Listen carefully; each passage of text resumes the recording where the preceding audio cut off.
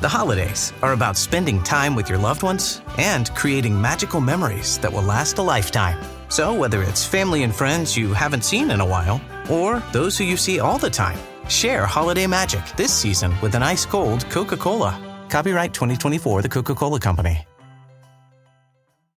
For over 50 years, Burlington's legacy has been great deals on coats for all weather conditions. So before you're caught unprepared for the winter weather, head to Burlington for name brands, quality items, and surprising fits for every family member. Stock up on coats, sweaters, and accessories before the cold hits, so you can finally stop avoiding the elements and start living comfortably. Warm up at your nearest Burlington location less than 1 mile away. Burlington. Deals, brands, wow.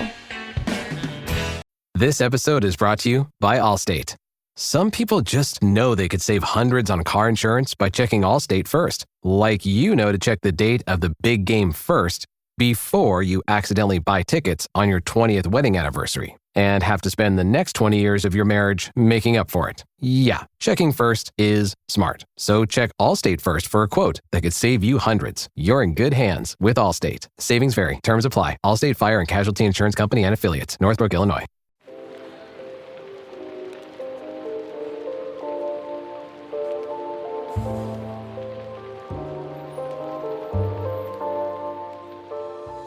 Welcome to Book Talk for Book Talk with Jack and Amy, a literary podcast where we deep dive into the writings of your favorite novels.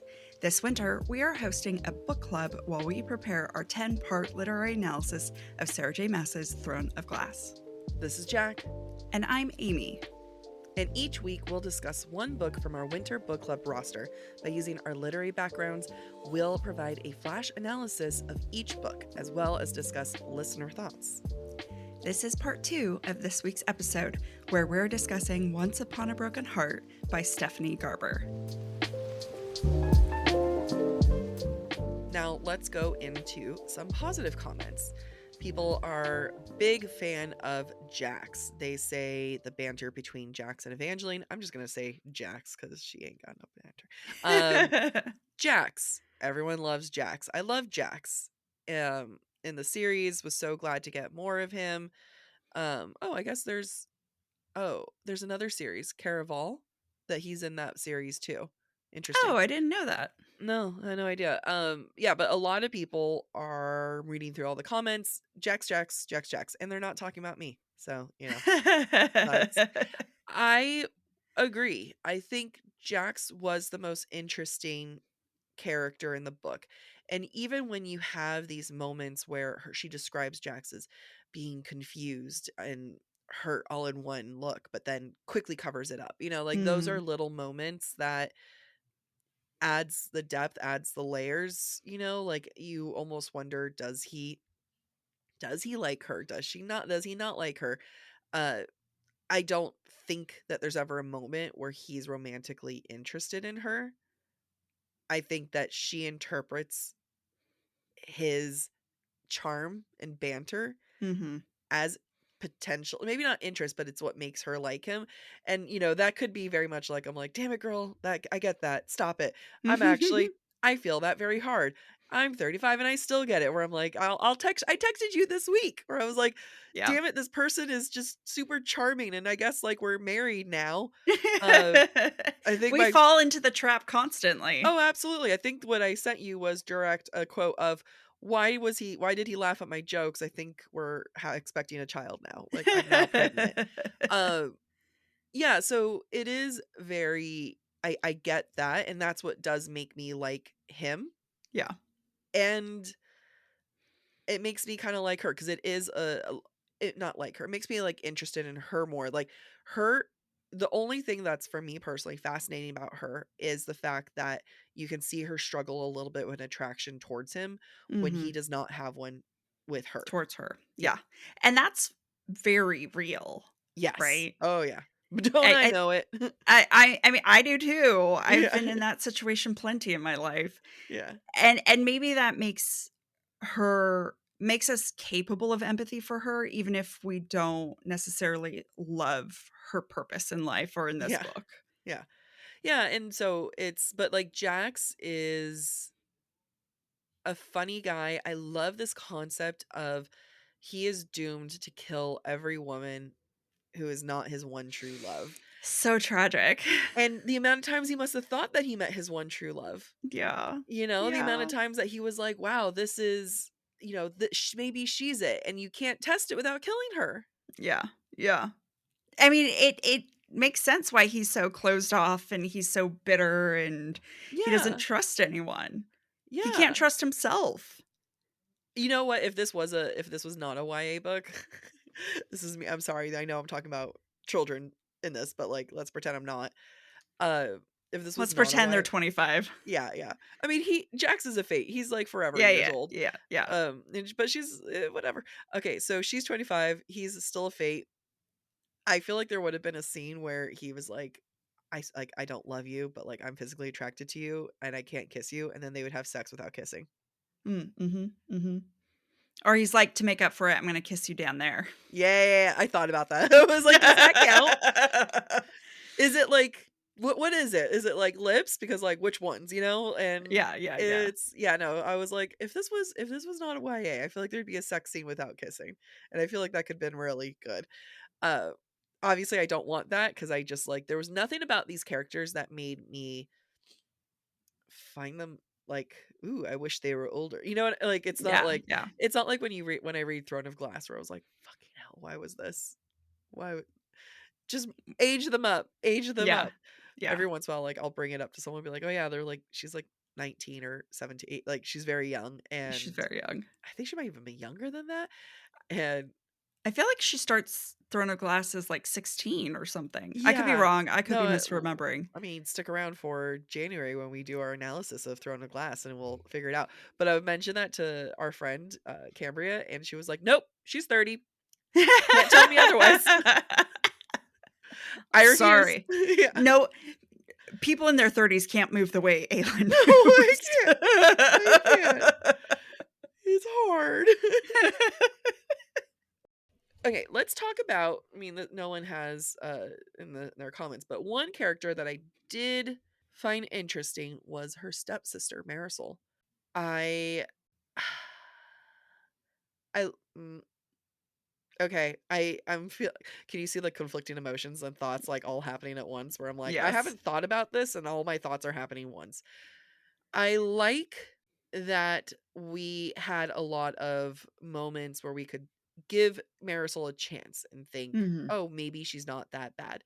You know, the spell book disguised as a recipe book. You know, there were Mhm. plenty of moments where we could say like, oh wow, like, you know, I guess maybe she really is good, right? Mhm. I do like that she ended up being one of the bad guys. Mhm. Um I'm not a kind of person that like needs to necessarily be like no woman could be a bad guy. I'm like hell no, I've met plenty of bad women. But I don't know. I would have liked a little bit more pizzazz at the end. But then again, I was listening to it at 2 speed at that point and I was like, let's get through this. So, So, I also feel conflicting emotions about Marisol. I like the idea of Evangeline doubting Marisol, justifying Marisol's actions, trusting Marisol despite what everyone else might be saying about yeah, her. yeah. I don't love the message that the apple doesn't fall far from the tree. That That's a good one. Marisol's, you know, Yeah, yeah. Marisol, because she has this awful mother, is also going to be awful. Yeah. I didn't love that message. I really wanted Marisol to be good because I wanted her to be the Different. antithesis to her Yeah. mother. Yeah. So I feel conflicted about it. Like I think Garber did a good job making us question what we think about Marisol. Yeah. And I understand why it was Marisol in the end. Did it have to be Marisol? I agree. You know, what another thing that I didn't really love at first, I was excited about the point where I was like, Evangeline, this is the one time you're pulling me back. Make me be on your side. Was when she was thinking maybe Luke was just a bad guy. Mhm. Maybe he was a guy who, and I think that that would have been a much better lesson or something than, oh, so it was the evil stepsister the whole time. Yeah. And it is like I feel like both would have been good stories, you know what I mean? And I Yeah. personally lean more towards the, like, he was just a shitty guy who went after her, you know? Yeah. I agree. I agree. I would have rather that storyline and then Evangeline realizing she had love all the time Yes, by yes, having her stepsister. Like, she could have built a really strong relationship with her stepsister yes. rather than fulfilling the stereotypical archetype of the stepsister is ugly and evil. And it just ends up being like it starts with jealousy, because that's the other thing, Mhm. is that the stepsister said, "Well, I saw what you had with Luke." And rather than choosing any other man in the world to, enchant, she Yeah. chose her sisters. So, there it comes from and she says it came from jealousy. Everyone Yeah. still loves you. I want to emphasize, I think it's okay to portray negative women. Like, like Yeah. they Yeah. exist in this world. Like, it's not like I don't need every single woman to be, this like hero. I'm okay Mhm. with it. What I agree, where there was another message that needed to happen was, wow, you had love the whole time. You were just Yeah. like so desperate for romantic love. Yeah. That's a more impactful message. I agree. Um Men ain't shit is another impactful message. Yeah. Like, I wish that there was, I don't know whether it's introducing a new character, or, Mhm. we kind of get like this moment with Lala and with other, Yeah. like, and and talk about like another band-aid moment of, we're friends. Yeah. I'm going to be your female friend now. Yeah. Yeah. I know that this book already has a lot of different characters and that more characters can be overwhelming in a new world, Yeah. especially for a first book. So I understand maybe that the choice to not have an additional character. However, I wish the female bad guy, the Yeah, female yeah. antagonist had not been the stepsister. I wish it Yeah. had been a different friend, I wish there was something that had brought Marisol and Evangeline together because I don't think there are enough stories out there that show love between step siblings because that does Yes. exist. Hey, look at me and my sister. Exactly. I think Garber could have achieved what she wanted to achieve and still allow these stepsisters to truly love each other and support each other. And now a word from our sponsors. For all our listeners, it is T minus 1 week or less until we are officially in the gift giving season. You didn't need to stress me out like that. If you haven't found the perfect gift for any of the men in your life, the Chairman Pro electric foil shaver from Manscaped is something he'll actually love and use. I've already gifted the Manscaped Chairman Pro to my stepdad, and he loves telling me every time he uses it, which is almost daily. So I do get those updates. He says that it's one of the best shaves, and that's because the Chairman Pro uses the skin safe 4-blade foil for when he wants that really smooth shave. And if he doesn't want that smooth face, then he can always use the interchangeable blades and switch it over to the skin safe stubble trimmer. What makes sure that the Chairman Pro gives him the shave he wants without the nicks and bumps is that Flex Adjust technology in both of the interchangeable skin safe blade heads. The Chairman Pro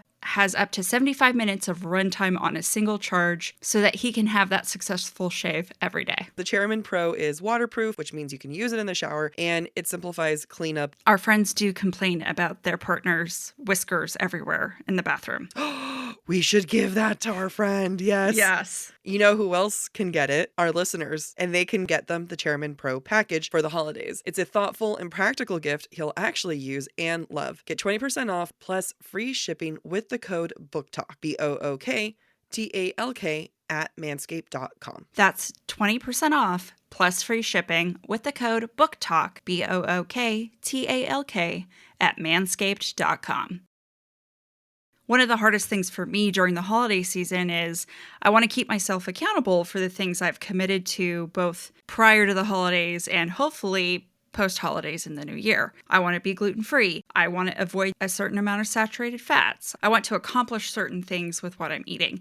And holidays, holiday parties, traveling, all those things make it super difficult. That's why Factor has been one of my absolute favorite go-to meal delivery services. Factor lets you choose from 6 different menu preferences, and all of them are meant to help you manage calories or maximize protein intake. Avoid meat if you want. I ate Factor today. Like, I have a lovely stash of Factor, and I've mixed it up between protein and the vegetarian option, and it's been so good. I was so glad I brought my Factor meal to work. It's chef approved, it's approved by my dietitian. I love that Factor has 35 different meals that you can choose from every week so that you can find something that's satisfying for your needs and gets you those flavors that you love. What did you eat today? I had the chicken mushroom wild rice. Oh my God, I did too. Shut up. We're so similar. So if you'd like to be similar with us, head over to factormeals.com/50booktalk and use code 50booktalk to get 50% off your first box plus free shipping. That's code 50BOOKTALK at factormeals.com/50booktalk to get 50% off your first box plus free shipping while your subscription is active. The best thing about gift giving is when you can identify the things someone needs that they would never get themselves and that they're actually excited to receive. Is this your way of saying that you're going to get me something from Quince, Amy? I might, if that's what you want. I absolutely do, because Quince lets you treat your loved ones, and I am your loved one, with everyday luxury goods, but at a very affordable price. I've actually been looking at their wool coats because now I'm traveling for the winter and I realize I don't own coats. And I am shocked with just how reasonably priced these are. They do that by partnering directly with top factories, and they cut the cost of the middleman, which means we get more affordable pricing. And not only can you get amazing wool coats from Quince or their Mongolian cashmere sweaters, which only start for $50, but you also have these amazing year-round gifts like their 14 karat gold jewelry, their Italian leather handbags. All of the things you listed use premium fabrics and finishes so that every piece feels like luxury.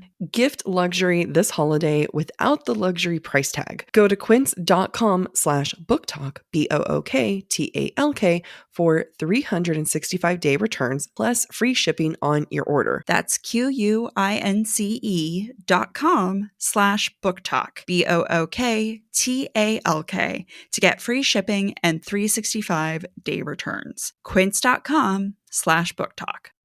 This episode is brought to you by Google Gemini. With the Gemini app, you can talk live and have a real-time conversation with an AI assistant. It's great for all kinds of things, like if you want to practice for an upcoming interview, ask for advice on things to do in a new city, or brainstorm creative ideas. And by the way, this script was actually read by Gemini. Download the Gemini app for iOS and Android today. Must be 18 plus to use Gemini Live. I think you could still have had Marisol made a mistake, some kind of enchanting mistake. You know, here's a fix that I would have had. What if Luke was a shitty guy who did approach her, who all of a sudden, like, and Marisol realized that he was using her and her sister, busted out the potion, you know, and then, you know, she was like, I didn't realize it was going to go that hardcore. And because it's the same, because there was a moment when Evangeline was like, oh my God, I made a mistake too. Yeah. I turned you guys all to stone. And then that would have been like, oh my God, I poisoned Luke. Oh my God. You know, like, that would have been like a fun moment of, hey, here's an example of 2 women that will do whatever they can to keep a really shitty guy. Yeah. You know? And maybe have them learn from it. Yeah. Like, and then, wow, the love that was more important was what we had together, you know? Yeah. Yeah, that would have been great. I think you could have had that. Oh no, because Marisol was the one who poisoned the king, or Apollo, right? Who's No, Apollo was the brother. The brother poisoned Apollo. Yeah. No, you still, like, you could have had that and still had the plot as is. Yeah, I mean, or have another female character. Have 2 stepsisters. And there's one that she has a really good relationship with at the end, and there's one who was a shit. You know, like, if we're going to do Cinderella, go full Cinderella. Go Ever After. All right? Yeah. Do it. Just Yeah. do it. Actually, Ever After is a good reference. Jacqueline is the good stepsister. She is the good stepsister. I'm only here for the food, mother. Sounds about right. For both me and her. It is a direct quote from the both of us, yes. I think this could have been a great book with Yeah. with a couple small tweaks. I will, however, say I recognize that at the age of 17, 18, and just teenagers in general, because Marisol and Evangeline have spent some time together, not a lot, Yeah, but some time. I understand the dynamic of a young woman being jealous of what another young woman has and Yep. stealing it. Yep. That does happen. Yes. So I Yeah. recognize that those dynamics are not made up, they are real. But this is a piece of fiction. Why can't we make it better? Yeah. Our friend Nicole, she always she said something to me forever ago that was super interesting, where she was talking about violence against women in books and how, men use women in books. And I was, we're talking about romantasy and we're talking about SJM specifically. Mhm. And I said, well, yeah, but it kind of reference it reflects of what women go through in this world and stuff. And she was like, it's a fantasy book. You can do whatever you want. Yeah. And I It was doesn't like, have oh. to reflect this world. Yeah, it doesn't have to. And that's where I was like, oh shit. Now, as someone who, is working on their own fantasy book, no, that it's going to be reflecting. However, it's going to be reflected in a very purposeful way. Anyway, it is one of those things where it's it's a fantasy book. You can try a little hard. You can try a little. You can do whatever you want with it. Yeah, but at the same time, I also recognize sometimes we work through themes we see in the world or in our own lives that we want to resolve. And ultimately, that's why we might see similar attitudes, beliefs, actions that reflect our society or people in our society, because that's what we're familiar with and that's what we're trying to process as an author. No, I agree. And I'm not one, as someone who I prefer personally seeing books. I mean, that maybe I would take it back. I don't prefer. I do relate to the books where the women have to struggle more. Mm-hmm. Hello, real world. Because then I get to see the women who fight and, win. So, as someone who I do preference that way, but I always have to bring it up where it's it's the author's choice. And I'm like, you know what? It is, and it's gonna be my choice too. Yeah. It is what it is. So one thing that no one mentioned, but we're here, we should mention it, is Apollo. I love this thought process. I love to struggle with this thought process of, okay, Apollo was enchanted. Yeah. And if the enchantment had not broken the way it broke, right? If Yep. the enchantment did not require heartbreak, Yep. if simply the possession of love is gone, Ended. Yeah. could Apollo still have developed feelings for Evangeline? Okay. I think yes, because it's impossible for Apollo to go back to what he was before. I think the Apollo that we meet at the very beginning couldn't have loved Evangeline. He No. is taking a shirtless selfie, essentially. He's getting a portrait done of him and everything. So I don't think that version of Apollo could have loved her. I think that what series was it? It was another book. It was actually a K-drama that I watched, and it was she enchanted him and, on accident, and then he fell in love with her and became obsessed with her, and he was like, I know that I do love you, but I know all this is fake, but I love this feeling so much. I don't want it to go away. Turns out there's a whole past life situation, so he did love her. So there, there's that. Yeah. However, I think that that process made Apollo grow up, where it's Yeah. oh, what does it feel like? And I think that's an interesting feeling. What does it feel like to care about someone more than you care about yourself? Yeah.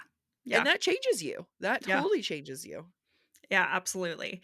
And, I can't blame Evangeline for wondering, because Yeah. I did wonder it a lot myself. and I'm curious to see how, the next book plays out. But Apollo as a character, he was definitely the pendulum, like two ends of the pendulum, like Yeah. very self-absorbed to Yep. very like Evangeline centric. And I found that very entertaining because I also found that it was mocking men in general. Yeah. I wish this book mocked men more. Yeah. Because it could have done a really good job of mocking men. It did, like, between Luke becoming a vampire, talk Mhm. about, like, someone, men being emotional vampires that just use you and then, Yep. ditch, and then turns out, he's there, and then, the one man who's the fate of love can't find, kills Mhm. the women, like, this book could have been a wonderful parody of just trolling men. Yeah. Yeah. It was a really lost opportunity, to be honest. Yeah. I think I did like Apollo. I also really like that Apollo was not the most devastatingly attractive person. Mhm. Because as someone who is an active fan of what I like to say, funny looking guys, Mhm. not something you should ever tell someone you're actively dating, though. No, it doesn't go And yet well. I never learn. You're Every like, time. "It's a compliment. I'm attracted to you." I like them funny looking. Are you telling me you don't see it in yourself? Like, you look in the mirror and you don't see it? You're probing their insecurities is what I you mean, like, are. oh, I'm just like, you're telling me that I'm not the catch here? Come on. Yeah, I think it would have been like, I, as someone who is a fan of funny looking guys, I love that Apollo is not described as devastatingly handsome, but like his features make him interesting. Yeah. That's my type right there. Unless Yeah. it's Theo James, you're perfection. Do you think you personally will go and continue to read the series? It's not the first series I will finish out of all the books we've read for Yeah. Winter Book Club, Yeah. but I will go back and finish it. I will say the way that it ends, the whole series, Mhm. I can appreciate it. Okay. Do you want me to tell you? No. All right. I actually don't want to be spoiled. Wow. That's a Oh, rare, that is a rare rare occurrence. thing. Yeah. Talk about then, like, last week we were talking about how I needed to be spoiled and I hate being spoiled, and Yeah. you love it. Now here I am, be like, I had to. Nope. I actually don't want to know. Oh, interesting. All right, well, you let me know how it goes. Okay. I like it.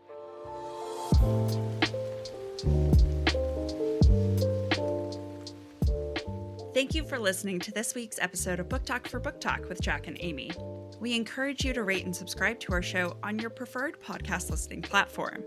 Next week, we will be discussing Light Lark by Alex Astor. We would love to hear your thoughts based on today's conversation. If you'd like to submit your take on any of the books we plan to discuss later this winter, please be sure to follow us on Instagram, where we ask for listener submissions. If you are enjoying the podcast, please visit our website, booktalkforbooktalk.com, to view our latest merch and learn about supporting the show through Patreon or Venmo. The best way, though, to support the show is to follow us on TikTok, Instagram, or YouTube at the handle Book Talk for Book Talk, and share, like, subscribe, make sure all your friends listen to an episode, get them hooked. You share, we'll share. Post it on stories, we'll share your story. Bye.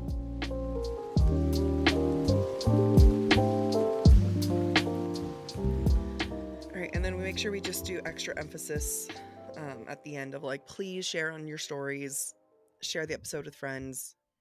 Yeah. That's how the best way to support. Taylor just posted something 2 minutes ago. Swift? 13 days till Tortured Poets Department, the anthology on vinyl and CD. Fucking don't post shit. Don't post shit. 2 minutes ago. Already has 44,000 likes. I'm at 52,000. Holy cow. I still liked it. I just feel like it's not nice to post about things that have nothing to do with reputation. Mm-hmm. Mm-hmm. Nicole sent me a thing about, like, reputation, like, there's like rumors that something big's gonna happen in Last Night of Toronto, and I was like, and I wrote back, I can't, I'm still hurting from last night in London. Yeah. Yep. I was like, she hurts me. This is a woman who actively hurts me, and she strives to. She says, "You does. personally, Jack, I know you. I do this only to hurt you. Only for your pain." Alrighty.